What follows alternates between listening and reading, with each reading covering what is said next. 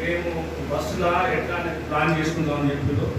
Minimum ఒక వార్డుకు ఒక 60, 80, 100 వరకు ప్లాన్ చేసుకొని అక్కడ ఉన్నటువంటి మనకు ఉన్నటువంటి వనరులను ఆస్కారం చేసుకొని వాటి ప్రకారం సభను విజయవంతం చేసే దిశగా మీరు ప్రయత్నం చేస్తామని, అలాగే దయచేసి మిత్రులు సదా మాట్లాడుకుంటూ చెప్పడం జరిగింది.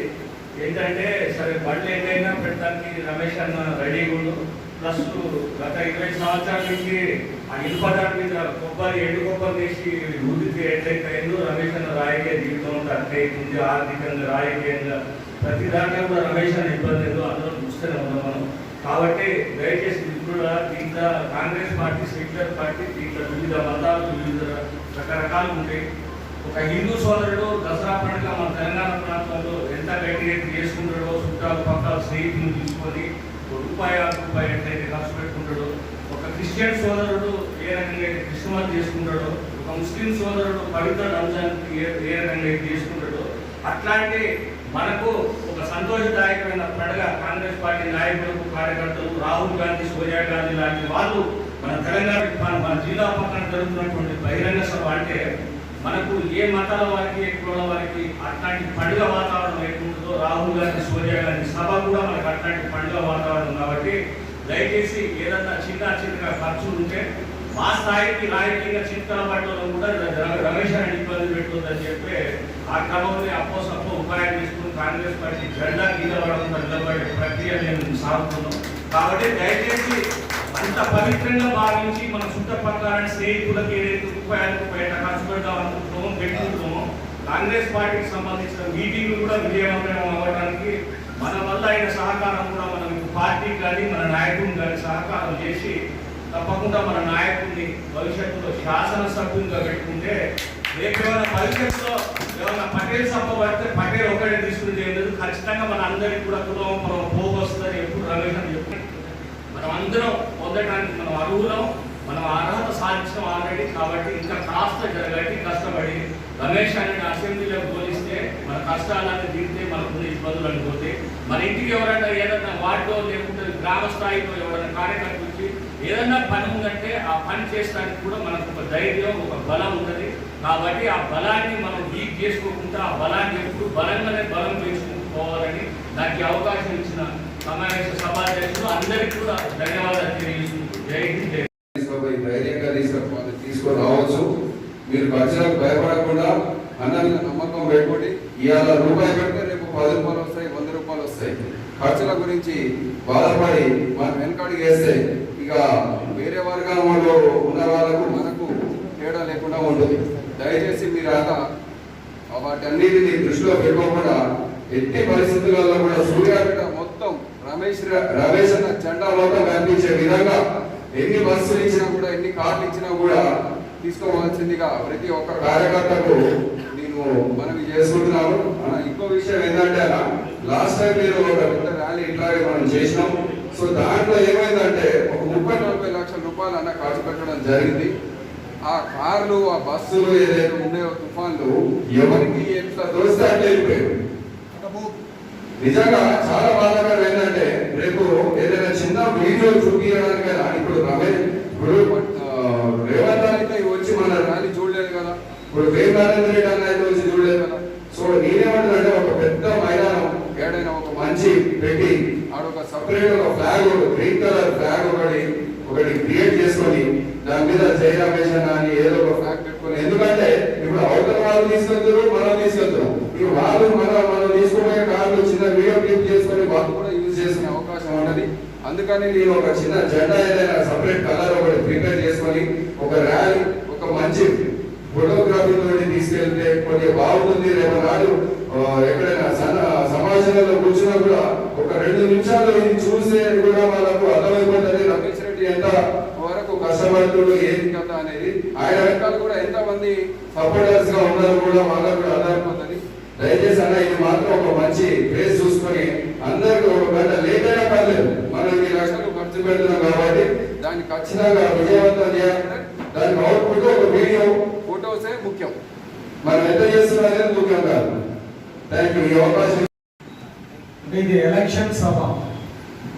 ఇంచుమించుగా ఈ సభతోటి పార్టీ అధికారంలోకి వచ్చే ఊపు వస్తుందని కూడా అంచనా వేస్తున్నారు.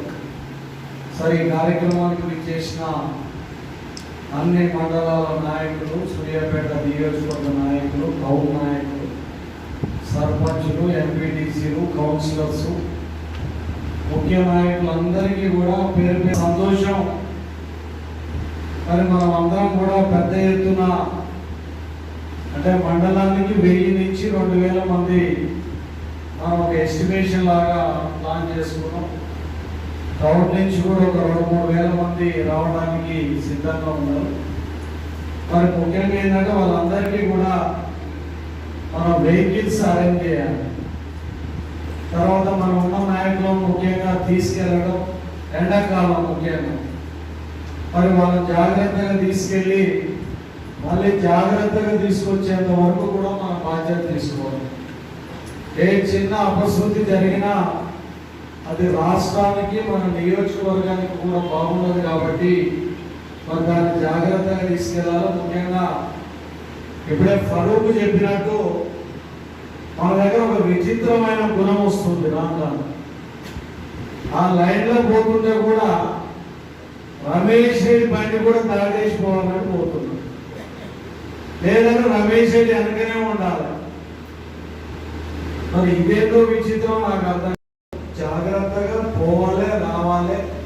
ఎన్ని లక్షలు మనం ఖర్చు పెట్టేటప్పుడు అందరూ కూడా ఒక టైం అనుకొని సూర్యాపేట ఒక పాయింట్ పెట్టుకొని టౌన్ నుంచి పోతుంటే బ్రహ్మాండంగా ఉంటుంది. ఇప్పుడు చాలా మంది నాయకులు మాట్లాడారు, టికెట్ రావాలి, టికెట్ రావాలి. ఎవరికారు పని చేసుకొని పోతే టికెట్ వస్తుందా? మన బలం, మన శక్తి మన నాయకుడికి కనపడాలి. ఇక్కడ 4-5 మందిని మనం గ్యాదర్ చేసినప్పుడు వెహికల్స్ కానీ జనం కానీ స్వచ్ఛందంగా ఓపికగా అసలు పెద్ద మనసులో ఓపుకున్నాడు ఎందుకో పెట్టుకోలే నష్టమా? పెద్దగా చేయాలి, ఎదిగే విధంగా చూడాలన్నప్పుడు దానికి ఒక ప్లానింగ్ చేసుకోవాలి. అంటే దయచేసి ఎవరు వెనక ఉన్నారో మరి ఈ రోజు నుంచే మనం గ్రామాలలో ప్రచారం చేయాలి. వాట్సాప్ గ్రూపులు మీరు కూడా గ్రామాలలో నిన్న మనం చూస్తే మన నాయకులు కూడా అంటే పొలాలలో పనిచేసి లేబర్ దగ్గరికి వెళ్ళి ఒక 20 నిమిషాలు 30 నిమిషాల వీడియో వాళ్ళే మాట్లాడి రాహుల్ సమం జయప్రదం చేయండి, జై కాంగ్రెస్ అనే నినాదాలతోటి అదైతుంది. మండల లెవెల్లో కూడా మీరు మాట్లాడండి. రేపు మండల నాయకులు మాట్లాడుకొని వాట్సాప్లలో పెట్టండి, గ్రామ నాయకులు మాట్లాడుకొని గ్రామ గ్రూపులలో పెట్టండి. సోషల్ మీడియా వచ్చింది, విపరీతంగా ప్రచారం చేయండి. తర్వాత ఏదైతే ఈరోజు మన కాన్స్టిట్యున్సీ లెవెల్లో పెట్టినామో రేపు మండల లెవెల్లో ముఖ్యులు కూర్చోండి, 40-50 మంది 100 మంది కూర్చొని డిస్కషన్ చేసుకోండి. కానీ చెప్పండి గ్రామాలలో గ్రామ కమిటీ మీటింగ్లు పెట్టుకోండి. గ్రామాలలో 50-100 మందితోటి అసలు ఎందుకు రాహుల్ గాంధీ వస్తున్నాడు, ఏ కథ, ఏం సంగతి అనేది ప్రచారం జరగాలి. దాని తర్వాత మండల వైజ్గా కూడా ఒక 5-6 తోటి కమిటీలు వేసుకోండి. దీనికి కేవలం దీనికి సంబంధించి నేను వేసే కన్నా మీరే వేస్తే బెటర్. నేను ఈయన ఆయన అనకుండా అన్ని కులాలు వచ్చేటట్టు, అది ఎస్టీ, ఎస్సీ, బీసీ అన్ని వర్గాలు ఉండేటట్టు ఒక 5-6 ఒకరు ఎక్కువైనా పర్వాలేదు. ఒక కమిటీ ఈరోజే ఫామ్ చేసుకొని నాకు ఇవ్వండి. ఈ కమిటీలందరితో కూడా ఒక గ్రూప్ తయారు చేద్దాం. ఈ వారం రోజులు ఏమైనా ఇన్ఫర్మేషన్ ఉన్నా ఏదున్నా కూడా చేద్దాం. ఇంకొకటి కూడా 5వ తారీఖు ఈవినింగ్ వరకే మీ గ్రామాలకు వచ్చే వెహికల్ నెంబరు, డ్రైవర్ నెంబర్ మీకు ఇచ్చేస్తాం. పొద్దున మీరు రావడం ఇబ్బంది ఉండదు. మండల నాయకులకు సపోజ్ మీకు 40 బండ్లు ఇస్తున్నాం, 40 బండ్లను మీకు అలాట్ చేస్తే ముందు రోజే పొద్దున కూర్చొని ఏ బండి ఎటు పంపాలి చేసి పలానా కథగడ్డకు పలానా నెంబర్ బండి అని చెప్పి ఆ గ్రామ ముఖ్య నాయకులకు ఇన్ఫర్మేషన్ ఇస్తే వాళ్ళే మాట్లాడుకుంటారు, వాళ్ళే కోఆర్డినేట్ చేసుకుంటారు. అది అయిపోతుంది. ఇంతకుముందు మనకి ఇబ్బంది జరిగింది, 1-2 గంటలు లేట్ అయిపోయింది. కాబట్టి ఇప్పుడు మనం మధ్యాహ్నం కాబట్టి అట్లా కూడా ఒకటి మనం చేసుకోవాలనేది మరి ఆ విధంగా కూడా ప్లాన్ చేసుకోవాలి. మనం ఇక ఎన్నికల జోన్లోకి వెళ్ళిపోతున్నాం కాబట్టి వర్గాలను దామోదర్ రెడ్డి గారి వర్గం, రమేష్ రెడ్డి గారి వర్గం అని ఏం లేవు. మొత్తం కూడా ఒకటే వర్గం, రాహుల్ గాంధీ గారి వర్గం, తర్వాత రేవంత్ రెడ్డి గారి వర్గం తప్ప ఏం లేదు. దాని గురించి ఎవరు కూడా పెద్ద మాట్లాడాల్సిన అవసరం లేదు. తర్వాత ముఖ్యంగా టికెట్ విషయంలో ఎవరికైనా అనుమానం ఉందా? చేతులు ఎత్తండి. నిజంగా ఎవరికైనా అనుమానం ఉంటే నేను మా ప్రతాప్ రెడ్డి గారిని ఆయనమాట వచ్చింది మనతోటి ఉన్నారు.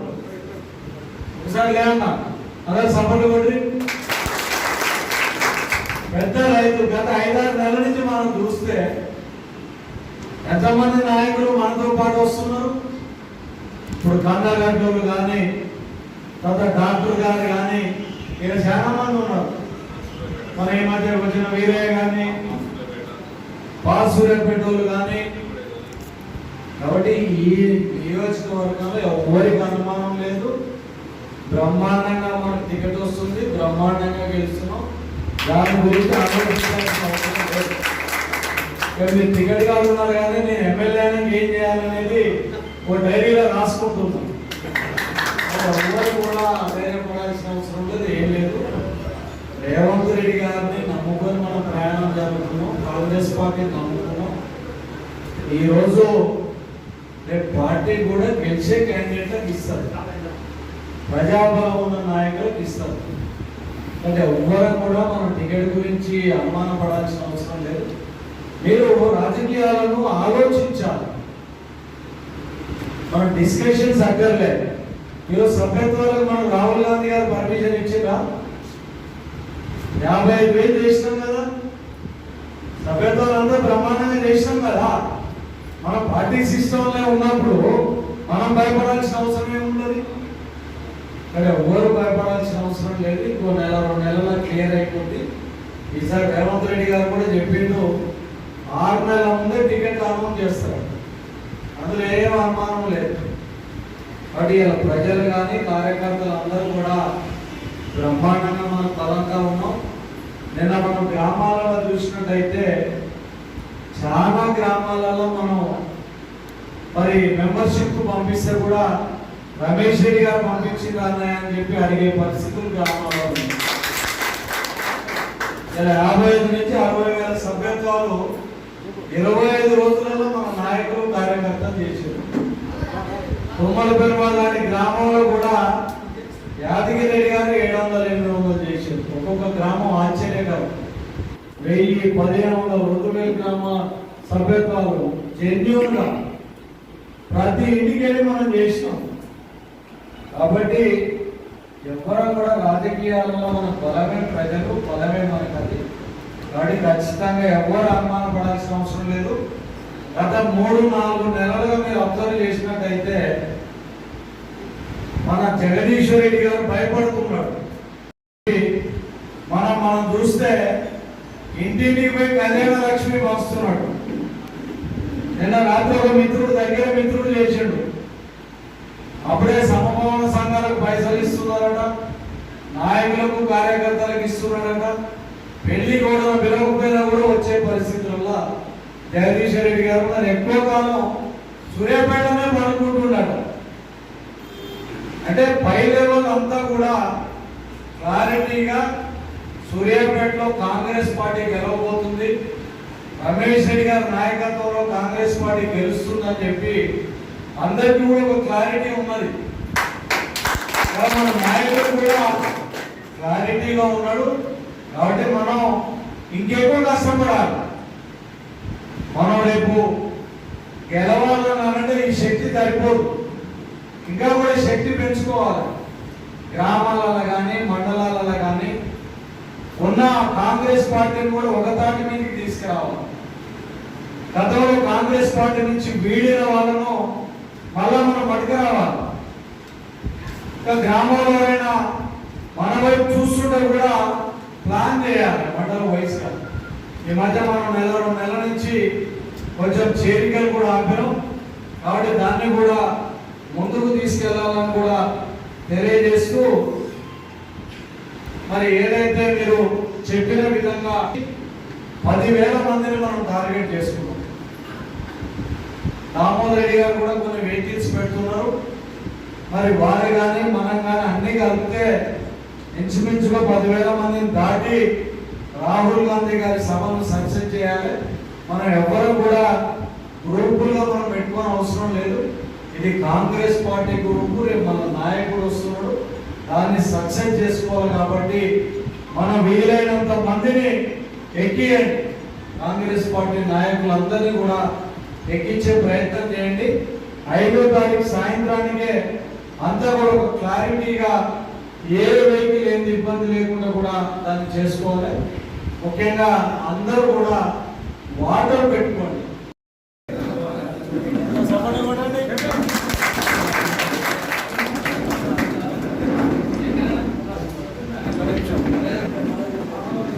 పిల్లలమర్రి గ్రామానికి చెందిన మా ఆత్మీయుడు, మా అన్నగారు, గతంలో కూడా ఆయనతో కలిసి నేను రాజకీయంగా ప్రయాణం జరిగింది. మరి ఈనాడు టీఆర్ఎస్ పార్టీని వీడి కాంగ్రెస్ పార్టీలో ప్రతాప్ రెడ్డి గారు, పిల్లలమర్రికి చెందిన గ్రామ పెద్దలు కాంగ్రెస్ పార్టీలో చేరుతున్న సందర్భంగా వారికి ప్రత్యేకమైన ధన్యవాదాలు.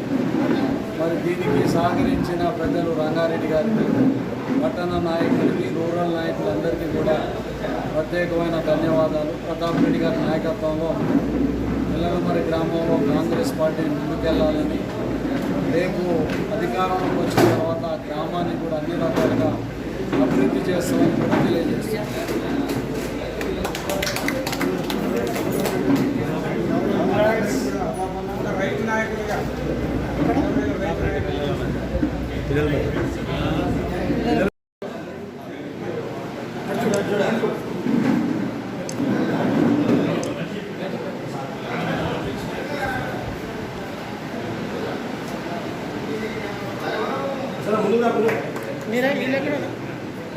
పెన్వాడ్ మాజీ వార్డు మెంబర్